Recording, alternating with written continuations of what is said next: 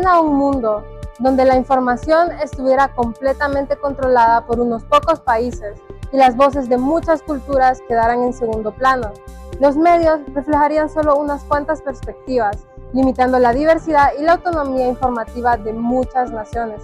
Esta no es solo una suposición, sino una realidad que en 1980 intentó cambiar la UNESCO con un informe clave sobre la comunicación global. En un contexto de desigualdad en el acceso a la información, este documento propuso un modelo más justo y equilibrado, donde todos los países, especialmente los que estaban en desarrollo, pudieran tener una voz propia en los medios. Sin embargo, sus propuestas generaron un gran conflicto con las potencias que dominaban la comunicación global, especialmente Estados Unidos y el Reino Unido, que rechazaron los cambios, argumentando que afectaba la libertad de prensa. Pero, ¿realmente era así? Vamos a explorar qué planteaba este informe, sus puntos claves y por qué terminó siendo prácticamente enterrado.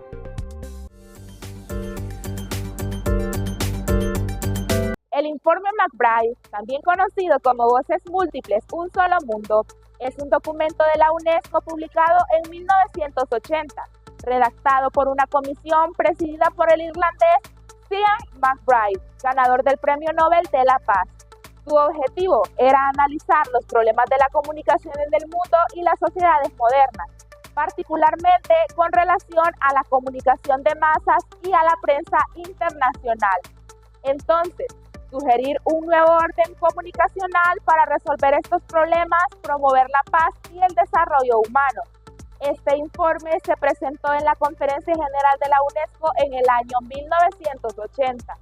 El título original de este informe es Un Solo Mundo, Voces Múltiples, al que se terminó por conocer como Informe McBride, a consecuencia de que Ciarán McBride fue el presidente de la Comisión Internacional que se encargó de este estudio.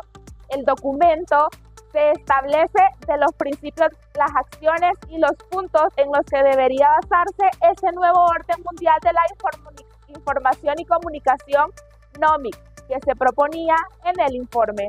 Títulos: la línea de actuación y puntos destacados del informe McBride.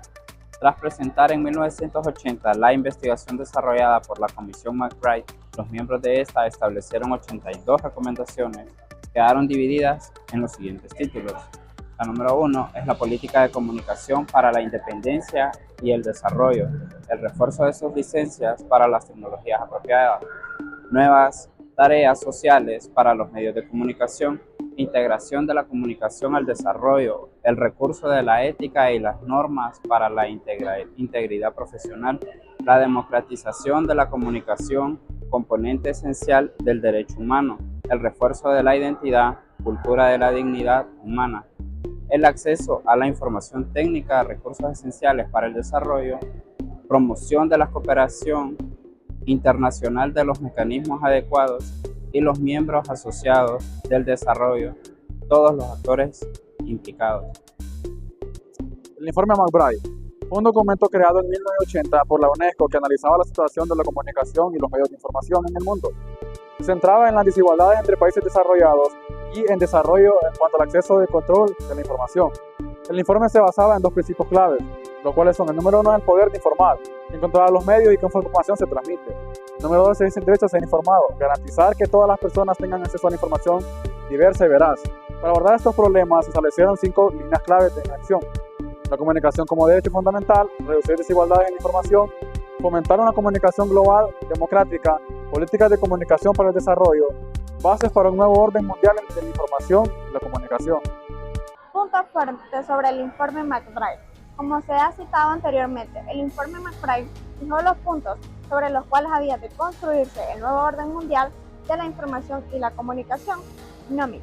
Estos eran los siguientes: eliminación de los desequilibrios y desigualdades en el tercer mundo y los países desarrollados, erradicar los efectos negativos que se producen por la creación de monopolios, liquidar las barreras tanto internas como externas que se impiden la libre circulación y una difusión equilibrada de la información, garantizar la pluralidad de las fuentes y los canales de información, garantizar a su vez la libertad de prensa y de información, aumentar la capacidad de los países del tercer mundo para mejorar la situación, el equipamiento y la información de las profesiones de los periodistas, cooperación de los países desarrollados hacia el cumplimiento del punto anterior, respetar la identidad cultural y el derecho de cada país de informar a los ciudadanos del mundo de sus aspiraciones y sus valores, tanto sociales como culturales, respetar el derecho de todos los pueblos al mundo de participar en los flujos de información internacionales, respetar los derechos de los ciudadanos de acceder a las fuentes de información y de participar activamente en el proceso de comunicación. El fracaso del informe McBride.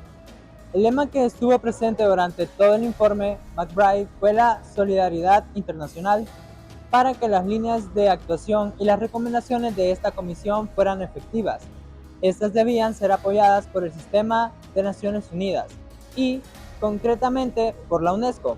El informe se aprobó en 1980, una fecha en la que la revolución tecnológica favorecía a los países desarrollados y sobre todo a Estados Unidos.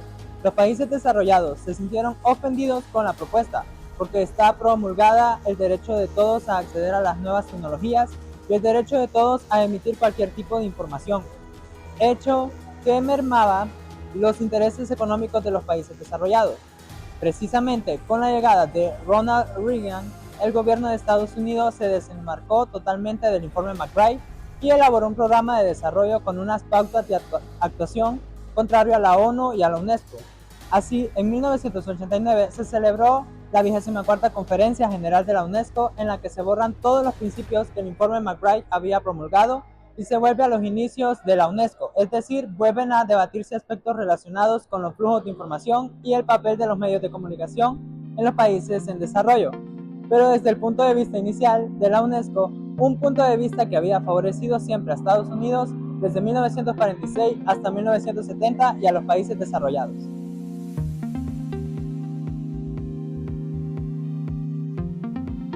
El informe McBride surgió como un intento de equilibrar la comunicación a nivel global, asegurando que todos los países, sin importar su desarrollo económico o su influencia política, tuvieran acceso a la producción y difusión de la información.